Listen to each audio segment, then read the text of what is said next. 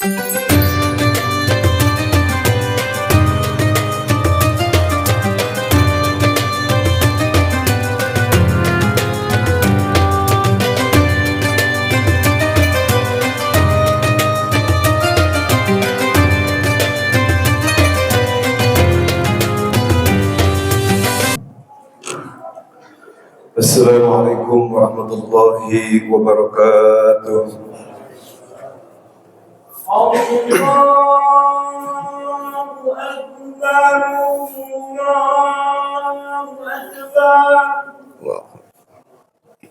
Allahu Akbar, Allahu Akbar, Allahu Akbar. Asyhadu an la ilaha illallah.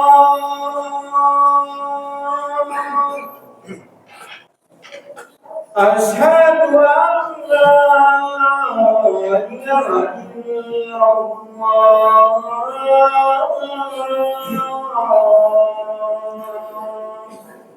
Asyhadu an la ilaha illallah. Asyhadu anna Muhammadan Rasulullah. Asyhadu anna Muhammadan Rasulullah.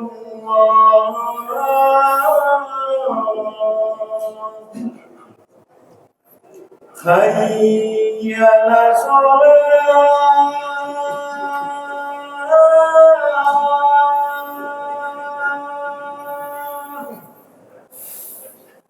Hayya 'alas shalah.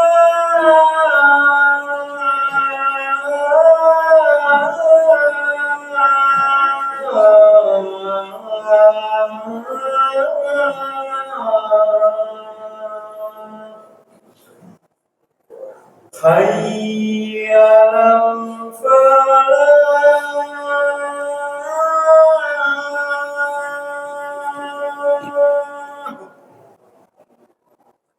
Hayya 'alal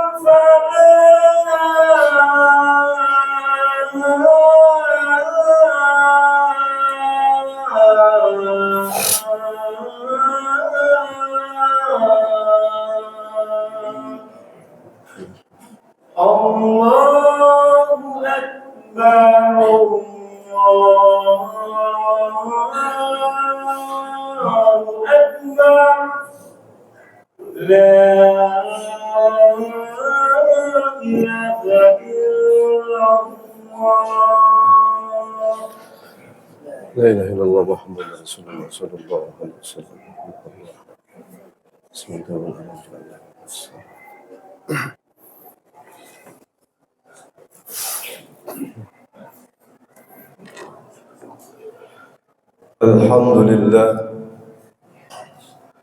Alhamdulillah nahmaduhu wa nasta'inuhu wa nastaghfiruh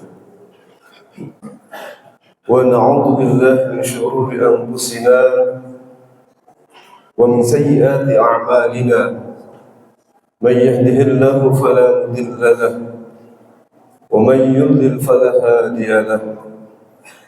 أشهد أن لا إله إلا الله وحده لا شريك له وأشهد أن محمدا عبده ورسوله لا نبي بعده. اللهم صل وسلم وبارك على سيدنا محمد وعلى آله وأصحابه أجمعين. أما بعد، فيا أيها الحاضرون، أوصيكم ونفسي بتقوى الله وطاعته فقد فاز المتقون. قال الله تعالى في القرآن الكريم في كتابه العزيز: أعوذ بالله من الشيطان الرجيم، بسم الله الرحمن الرحيم. يا أيها الذين آمنوا اتقوا الله حق تقاته اتقوا الله حق تقاته ولا تموتن إلا وأنتم مسلمون. وقال النبي صلى الله عليه وسلم: حمد الله أمن لزوال نعمته. Pertama dan yang paling utama, kita sama-sama bersyukur kepada Allah Subhanahu wa taala dengan mengucapkan alhamdulillahi rabbil alamin atas segala karunia nikmat yang begitu banyak yang telah Allah berikan kepada kita semua, baik itu nikmat iman dan Islam, nikmat sehat wal afiat ruhani dan jasmani kita, sehingga dengan nikmat-nikmat tersebut di kesempatan yang mulia ini kita bisa berkumpul kembali di tempat yang suci, di masjid yang sama-sama kita cintai ini, dalam rangka melaksanakan salah satu daripada perintahnya, yaitu melaksanakan ibadah salat Jumat berjamaah. Mudah-mudahan pelaksanaan ibadah salat Jumat kita dan ibadah-ibadah yang lainnya senantiasa diterima oleh Allah Subhanahu wa taala, sehingga tidaklah kita keluar tempat yang mulia ini terkecuali dosa-dosa kita mendapatkan ampunan dari Allah Subhanahu wa taala, dan Allah tinggikan derajat kita semua. Amin ya Allah ya rabbal alamin. Salawat bertangkaikan salam kita sampaikan kepada baginda Rasulullah Muhammad sallallahu alaihi wasallam dengan ucapan Allahumma salli ala sayyidina Muhammad wa ala ali sayyidina Muhammad. Assalamu alayka ya Rasulullah. Ma'asyiral hadirin jamaah salat Jumat rahimani wa rahimakumullah. Melalui mimbar ini khatib berwasiat terkhusus bagi diri khatib pribadi dan keluarga, umumnya bagi para jamaah sekalian. Mari kita senantiasa meningkatkan keimanan dan ketakwaan kita kepada Allah Subhanahu wa taala dimanapun kita berada. Hendaklah apa yang telah diperintahkan oleh Allah Subhanahu wa taala kita kerjakan dengan semaksimal mungkin, dengan sekemampuan kita, dan apa-apa yang telah dilarang oleh Allah Subhanahu wa taala kita jauhi, kita hindari dengan sepenuh kekuatan kita, karena hanya dengan modal keimanan dan ketakwaan kepada Allah Subhanahu wa taala kita akan meraih keselamatan, kebahagiaan di dunia, terlebih keselamatan, kebahagiaan nanti ketika di akhirat. Ma'asyiral hadirin jamaah salat Jumat rahimakumullah. Tema khutbah kesempatan yang singkat ini adalah 3 perintah Allah Subhanahu wa taala atau 3 ayat yang diturunkan oleh Allah Subhanahu wa taala beriringan dengan 3 ayat berikutnya. Tentu 3 ayat ini kalaulah kita hanya satu saja mengamalkannya, maka Allah tidak akan menerima pengamalan kita yang berikutnya. Di dalam kitab Tanbihul Ghafilin karya Al-Imam Abu Lais As-Samarqandi, beliau berkata, salah satu ayatin nuzilat maqrunatan bisalasatin la yuthbatullaha wahidatan minhunna bighairi qarinatiha. Ada 3 ayat yang diturunkan oleh Allah Subhanahu wa taala, yang mana kalau kita hanya mengamalkan 1 ayatnya saja, maka Allah tidak akan menerima pengamalan kita dengan ayat berikutnya.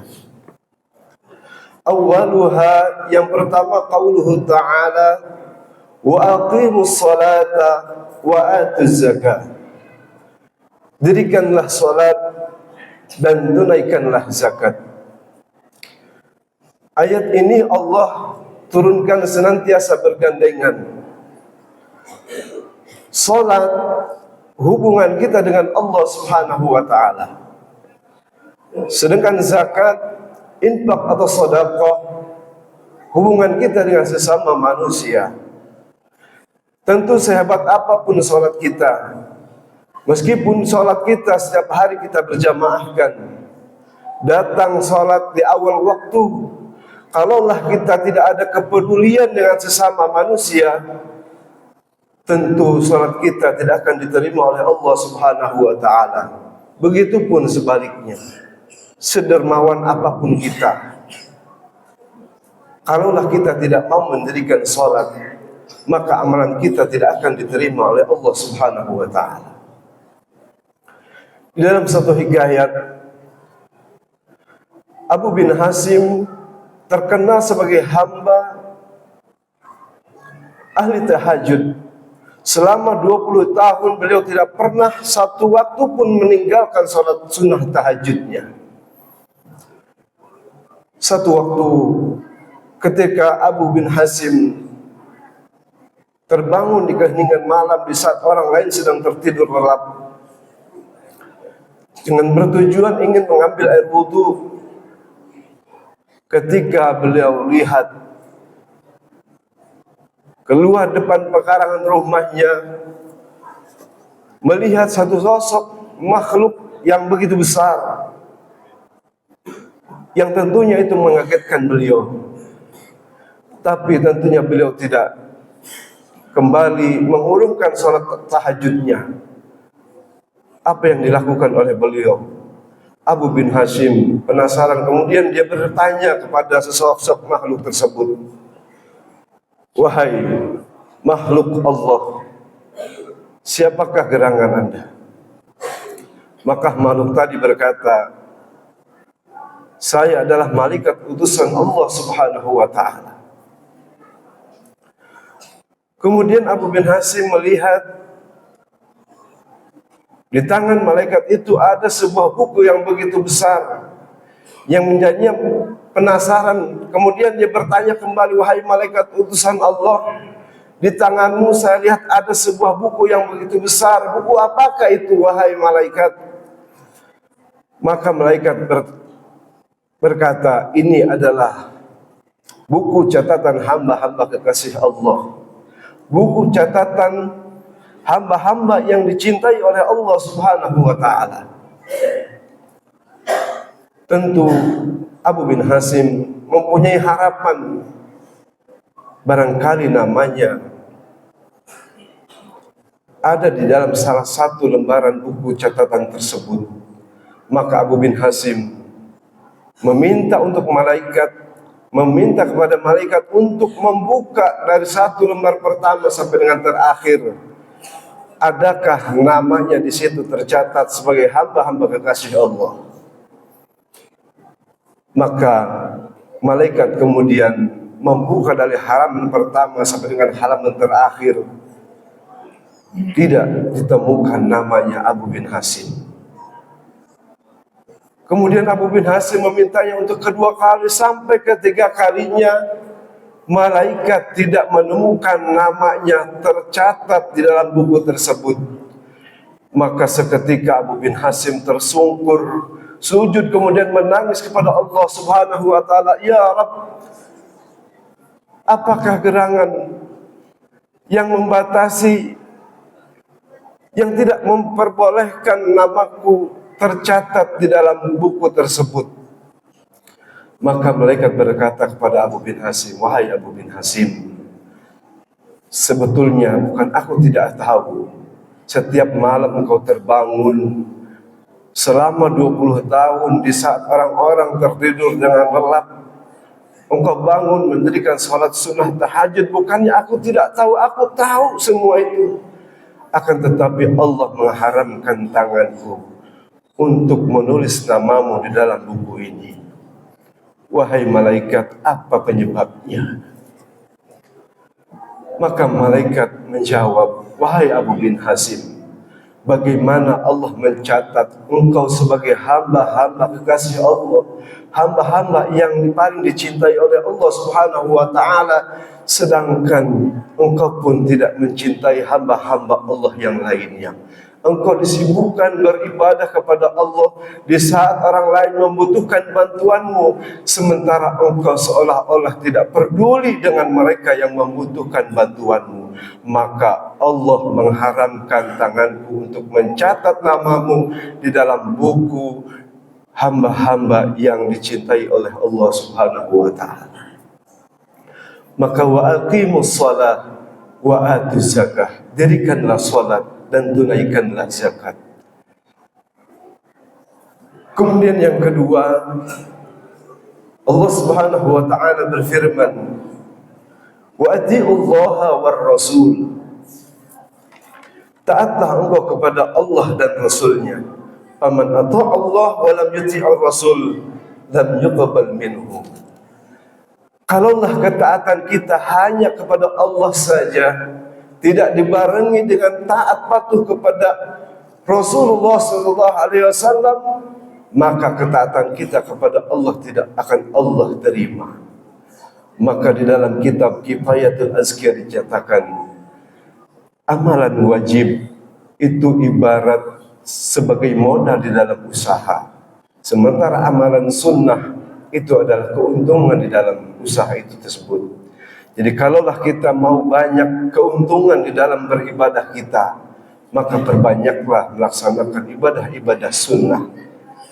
Dan insya Allah dengan kita memperbanyak menghidupkan amalan-amalan sunnah, maka ibadah-ibadah yang wajib kepada Allah Subhanahu wa taala tentu Allah terima. Masalah hadirin jamaah salat Jumat rahimakumullah. Wasalisatu, kemudian yang ketiga, qaulu ta'ala nishkur li wa liwalidayk. Faman syakara Allah wa lam yashkur liwalidayhi lam yuqbal minhu. Perintah Allah yang ketiga, yang apabila kita hanya melaksanakan ayat satu saja tanpa melaksanakan atau mengamalkan ayat berikutnya, maka pengamalan kita tidak akan Allah terima. Anishkurli wali walidayk, bersyukurlah kalian kepadaku, kata Allah, dan juga bersyukur kepada kedua orang tuamu. Kalaulah syukur kita hanya kepada Allah saja, dengan memperbanyak ibadah kepadanya, taat patuh kepadanya, tanpa dibarengi kita berterima kasih kepada kedua orang tua kita, maka syukur kita tidak akan pernah Allah terima. Masalah hadirin jamaah salat Jumat rahimakumullah. Di dalam hadis Rasul sallallahu alaihi wasallam bersabda, kullu dhunubi yuakhiru Allah minha ma syaa ila yaumil qiyamah illa al-baghyu wa uququl walidain aw qati'atur rahmi. Setiap dosa yang kita lakukan di dunia ini, maka dosa tersebut balasannya, azabnya akan diakhirkan nanti ketika di yaumil qiyamah. Illal baghyu, terkecuali yang tiga, maka Allah akan balas dosa tersebut, akan balas azab tersebut ketika masih di dunia. Al-baghyu yang pertama adalah perbuatan zalim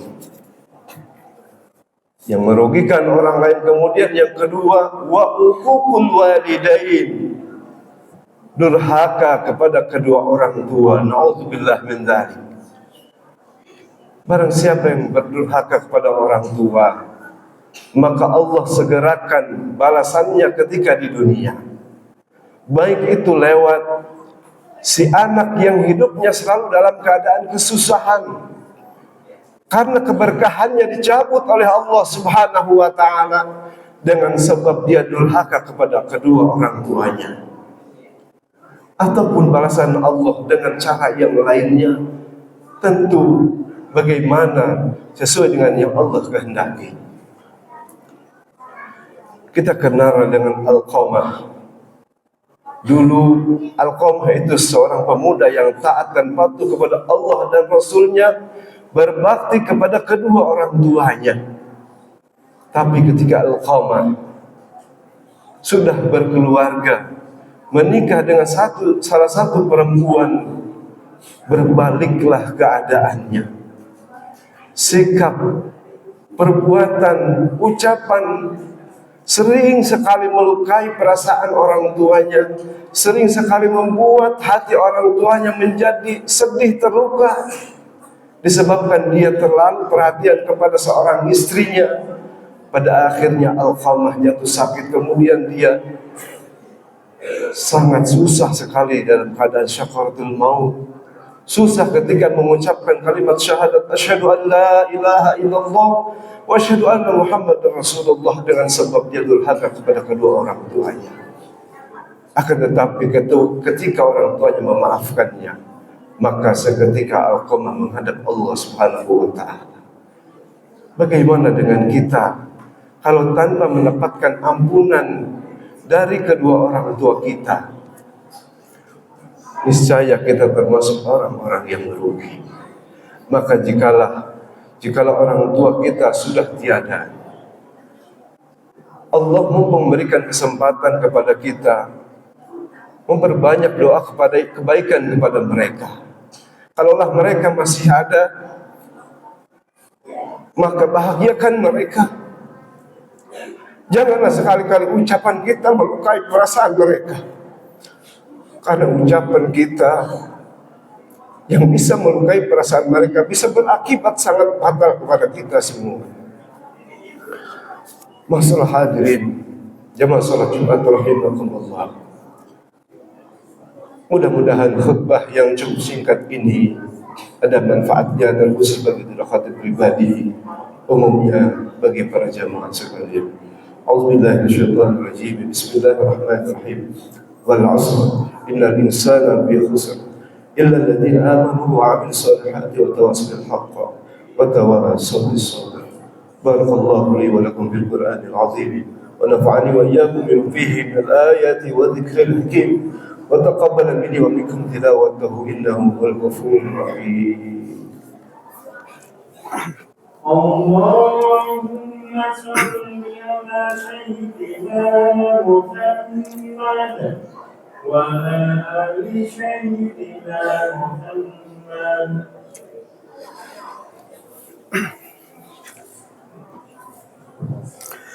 Alhamdulillah, alladzi qadara 'alaina bil jama'ah li hadhihi as-sa'ati fi an-nahar al-mubarakah. Asyhadu an la ilaha illallah wahdahu la syarika lah. Asyhadu anna Muhammadan 'abduhu wa rasuluhu la nabiyya ba'dahu. Allahumma salli wa sallim wa barik ala sayyidina Muhammadin wa ala alihi wa ashabihi ajma'in, amma ba'du. Qala Allah Ta'ala fil Qur'anil Karim. A'udzu billahi minasyaitonir rajim. Bismillahir rahmanir rahim. Ya ayyuhalladzina amanu taqullaha wa qulu qawlan sadida yuslih lakum a'malakum wa yaghfir lakum dhunubakum wa man yuti'illaha wa rasulahu faqad faza fawzan 'azima. Fa ya ayyuhan nas ittaqullaha innallaha amarakum bi amrin bada fihi bi nafsihi وثنى بملائكته وأيد بالمؤمنين من عباده فقال عز من قائل إن الله وملائكته يصلون على النبي يا أيها الذين آمنوا صلوا عليه وسلموا تسليما. اللهم صل على سيدنا محمد وعلى آل سيدنا محمد كما صليت على سيدنا إبراهيم وعلى آل سيدنا إبراهيم وبارك على سيدنا محمد وعلى آل سيدنا محمد كما باركت على سيدنا إبراهيم وعلى آل سيدنا إبراهيم في العالمين إنك حميد مجيد. اللهم اغفر للمؤمنين والمؤمنات والمسلمين والمسلمات الأحياء منهم والأموات، ارفع لهم الدرجات وضعف لهم الحسنات وكفر عنهم السيئات وادخلهم الجنة مع الآباء والأمهات. اللهم ارزقنا متابعة النبي صلى الله عليه وسلم أولا وآخرا وظاهرا وباطنا وقولا وفعلا وطاعة وعبادة باردا وعاملا سلا وعده. اللهم احينا بحياة العلماء ومسنا بموت الشهداء واخسرنا يوم القيامة في زمرة الأولياء ودخلنا جنة مع الأنبياء والصلاة والسلام. ربنا اغفر لنا ذنوبنا ولوالدينا وارحمهما كما ربيانا صغارا. ربنا آتنا في الدنيا حسنة وفي الآخرة حسنة وقنا عذاب النار. عباد الله، إن الله يأمر بالعدل والإحسان وإيتاء ذي القربى وينهى عن الفحشاء والمنكر والبغي يعظكم لعلكم تذكرون.